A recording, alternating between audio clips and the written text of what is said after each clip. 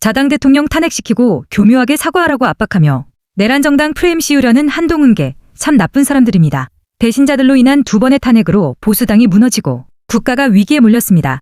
배신자들 강력하게 척결하고 애국 시민들과 연대해서 국민의힘당 재건하고 나라 바로 세웁시다.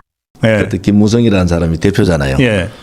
그때 180석 얻는다고 저 그때 참석했거든. 막 큰 소리 치고 그랬죠. 아, 예. 그 표정 관리하자고 막 그러던 사람이 탄핵 정국에서 배신하면서 네.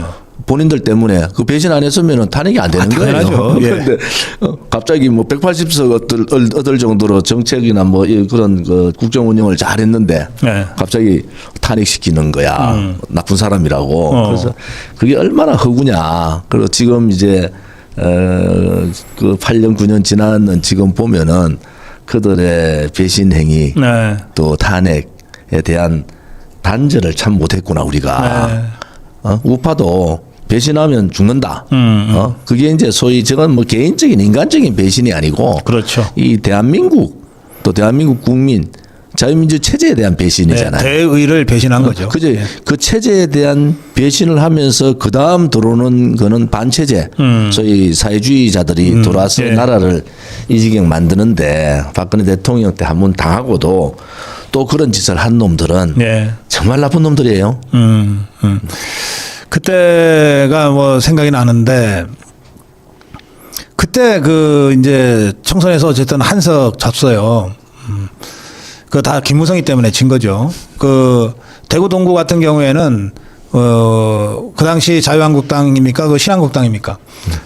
거기서 이재만 위원장을 공천을 했어요. 그런데 이 김무성이가 뭐 도장 달고 뭐 도장 들고 튀는 뭐 이런 이 쇼까지 활극까지 해가지고 그래서 결국은 그 지역의 공천을 취소하고 그리고는 공천을 안 했어요. 그러니까 유승민이가 그 자리에 무소속으로 출마를 해가지고 근데 박근혜 대통령 사진 걸고 다니면서 그래갖고 배지가 됐잖아요. 그러니까 어떻게 되냐면 이게 그냥 우리가 이재만 공천을 고수했으면 우리가 지지 않아요. 한석 졌으니까. 그때 저는 이제 기억이 생생한데 예. 아무도 말 못하는데 저는 뭐 유승민 보고 사진 내려라. 네. 욕하면서 왜 사진 붙이고 다니냐. 네. 그렇게 했고 또 하나는 유영아 또 서초 공천 예. 그것도 보이콧 했잖아요. 네. 그런 부분들을 보면은 이 고비고비마다 꼭 그렇게 일을 저지른 자들이 있어요. 놈이라 하고 싶은데 방송이라서 그냥 자들이라 하는데 예. 그 자들의 자기 중심적 정치 이 역사라든지 체제라든지 정체성에 대한 고심이 그리 많이 없이 자기하고의 관계에 우선 매몰되어 있는 네. 그런 부분에 대해서 역적질을 한 거죠. 그런데 또 그게 5년 지나고 3년 그렇게 2년까지 해서 한 6년 지난 다음에 똑같은 일이 예. 8년 후에 똑같은 일이 또 벌어졌잖아요. 예. 야, 이것은 뭐 결론은 저는 좀 박근혜 대통령한테 좀 아쉬운 것은 뭐 탄핵은 불법 거짓 선동 조작 업무다. 나는 이 부분에 대해서 동의하지 못한다. 이렇게 좀 그 역사적인 인식에서 좀 가주셨으면 물론 전직 대통령으로서의 네. 그 국민 합의라는 부분 때문에 하신 부분은 이해는 하지만은 네. 그래서 그런 부분을 좀 강하게 이제는 우파들도 강하게 해야 된다. 아, 그렇죠. 이게 뭐 예. 지금 체제 전쟁이라고 얘기하는데 뭐 사과하라 해자꾸 이렇게 하니까 아니 그러면은 윤석열 대통령 지금 재판도 아니고 특검 중이잖아요. 특검. 예. 특검 중이잖아요. 네. 그런데 특검 중인데 사과를 해요. 그러니까. 그러면 내란을 그냥 그대로 인정하고 인정하는 거예요. 그다음에 재판부가 이거 내란 아니야. 보니까 이게 뭐 거짓도 많고 중간에 뭐 조작된 것도 있고 이거 아니야. 이렇게 재판을 하고 싶어도 못 하는 거예요. 왜냐하면은 아니 그 보수 정당에서 아 이거 뭐 내란 뭐 소위 겸 잘못했습니다. 이러면 좌파들은 바로 아 이거 내란에 대한 사과를 한 거다. 네. 그럼 재판부는 그럼 내란을 인정하는 거예요. 그러면은 예. 유죄 안 때리면 이상해지는 거지. 재판도 예. 하기 전에 내란을 네. 인정하는 그러한 몰상식적인 일들을 소위 국민의힘을 해체하고자 하는 세력들이 있습니다. 그게 좌파들은 당연하죠. 네. 뭐 위원정당 소송할 거고 적전에 할 거예요. 그런데 국민의힘 내부에 국민의힘을 해체해야지 자기 길이 생긴다는 자들이 있는 거예요. 예. 그 자들이 바퀴벌레다 같이 스멀스멀 끼어나와가지고 끼어나오는 방법이 아 이제 사과해야 돼. 그럼 자기들은 정당화되잖아요. 탄핵을 시킨 게 정당화되잖아요. 그렇죠. 한동훈 똘마니들이 이제 정당성을 갖게 되는 거죠. 그다음에 중도 얘기해. 아니 뭐 체제 전쟁이라는 인식을 못하니까 중도를 얘기하잖아요. 그래서 보수 언론이라는 쪽을 우리가 예의주시해 보면은 아니 사과를 받아야 될 거는 이재명한테 받아야 되잖아요. 지금 1년에 일어나는 법치 사망이라든지 상권 장악이라든지 그들이 하는 행태, 네. 공무원을 사상 검증하다 이런 거에 대해서 강하게 이재명 정권이 사과해라, 철회해라 이런 얘기를 한 언론이 있습니까? 그런 자들이 기업에 대해서 사과하라는 거야. 아니 사과는 뭐 본인이 이미 사과를 했는데 무슨 또 사과를 합니까? 그러니까. 그래서 함부로 사과 이꼬로 내란을 인정하고 그러면 국민의힘은 내란 정당이 되고 국민의힘은 해체를 해도 괜찮다는 명분을 주는데 그 안에 있는 자들이 예. 해체를 바라는 자들이 있다. 이 자들에 대한 정리를 빨리 하지 않으면은 예. 선거 치르기 힘들다 그렇게 봐요. 이 사과 얘기 나오니까 한 가지만 더 좀 이것도 참 아픈 기억인데 그 좌파들이 박근혜 대통령을 향해서 이제 온갖 거짓 가짜 뉴스를 가지고서 압박을 하면서 사과를 요구하고 나서잖아요. 그 이제 족보 언론들도 일제히 사과해야 된다. 그 할 수 없이 박근혜 대통령이 끌려 나오다시피 해서 사과라고 했어요. 그 사과라고 한 그 직후 뭐 생방송으로 사과 장면을 보여주고 그리고 패널들 앉혀놓고서 사과 어떻게 생각하냐. 그러니까 전부 다 진정성이 없다 이래버리잖아요. 그러니까 진정성 없는 사과는 해서 뭐하냐 다시 해라. 이게 지금 얼마 전에 장동혁 대표가 그렇게 얘기했어요. 한 번 머리 숙이면 두 번 머리 숙이라 그러고 머리 숙이면 그 목을 꺾고 허리 숙이면 허리를 꺾는다. 이 전형적으로 그 2016년에 있었던 박근혜 대통령의 그 거듭된 사과.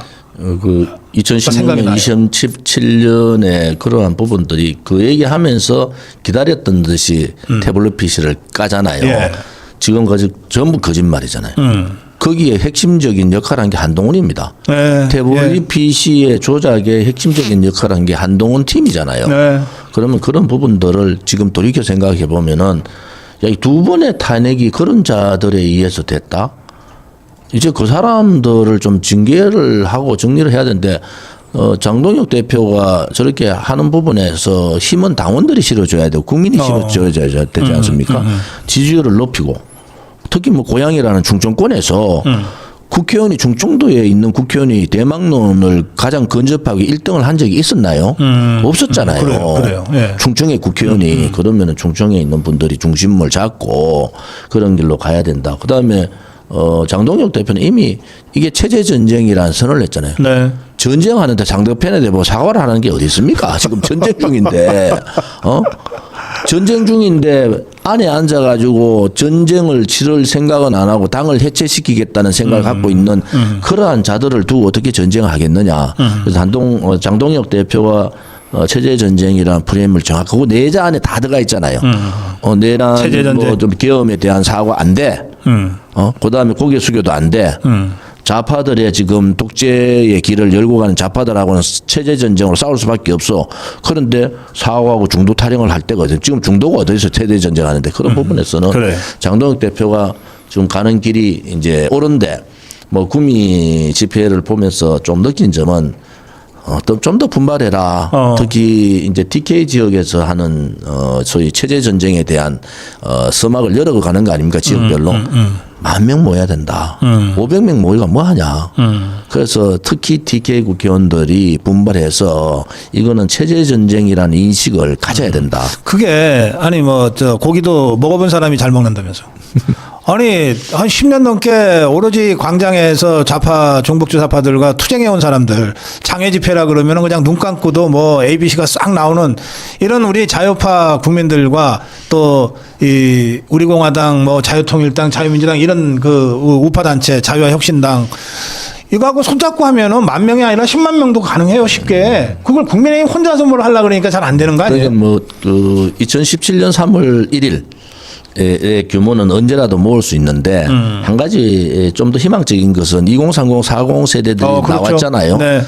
그것은 우리한테 주는 메시지가 있잖아요. 그러면 국민의힘이 이러한 부분을 빨리 껴안고 국민의힘이 황골 탈퇴하겠다.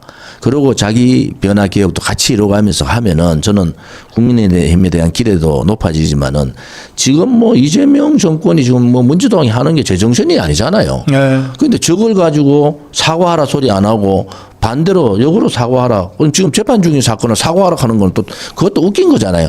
그냥 내란에 이제 내란이 이게 문제가 내란이 아닐 경우도 있다 해가지고 이제 그 내란 재판부를 만들겠다는 불안감이 있잖아요. 그런데 그 사과를 해보세요. 그러면은 큰일 난다. 큰일 나죠. 그래서 큰일 나죠. 사과해라 말은 입에도 꺼내지 마라. 입에도 꺼내지 마.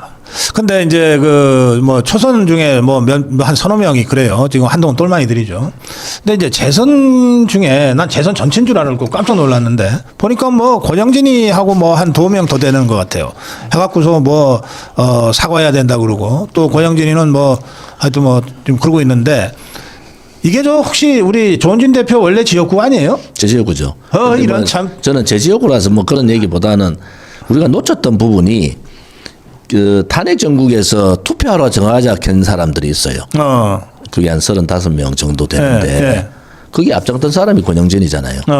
그 당시에 투표하러 들어가면 안 되는 겁니다. 투표하러 들어가면 그게 무기명 투표이기 때문에 거기에 대한 탄핵에 대해서 막을 수가 없잖아요. 네. 그래서 그렇게 투표하러 들어가자 뭐 또 뭐 특검 수용하자 이런 자들의 모습이 지금의 중도 탈영하는 자들이다.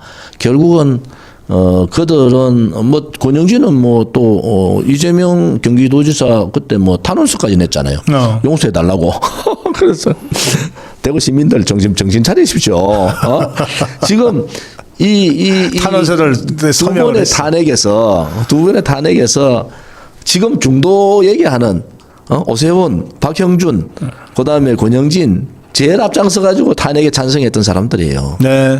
이제 더 이상 속으시면 안 된다. 그러니까 좌파 놈들이 오른쪽 보수를 우습게 보는 거예요. 그래서 보수도 뭉치면 힘을 발휘할 수 있고 또 국민들이 이재명의 짓거리들을 국민들이 이제 용서가 안 되거든요. 네. 그래서 국민의힘이 가는 길은 제대로 가는 거 있으니까 이제 지지를 해주고 국민의힘 또 자유파 국민들이 뭉쳐주면은 좌파 것들은요 사실은 약점이 많습니다. 많죠. 우리가 강하면요 쟤들이 어쩔 줄을 몰라요. 그래서 우리가 뭉쳐서 연대 통합 합당을 통해 가지고 하면은 좌파 것들 크게 뭐 그다음에 그래 되면요 국민의 지지율이 국민의힘에 대한 지지율이 올라가고 장동혁 대표에 대한 지지율이 올라갑니다. 우리가 경험을 한 10년 동안 이런 경우를 보니까 좌파들의 함정에 넘어가지 마라. 예. 그 장 대표가 구미에서 그 연설하면서 아스팔트 세력이라고 자꾸 비난하는데 나는 아스팔트 세력이라고 불리는 게 안 부끄럽다. 나라가 쓰러지는데 한마디 못하는 게 부끄럽지 뭐 이렇게까지 얘기했어요. 그래서 그 연설을 보면서 장 대표가 여러 차례 그 자유파와의 그 연대 연합 이거를 강조를 했는데 이제 아주 구체적으로 이렇게까지 나왔습니다.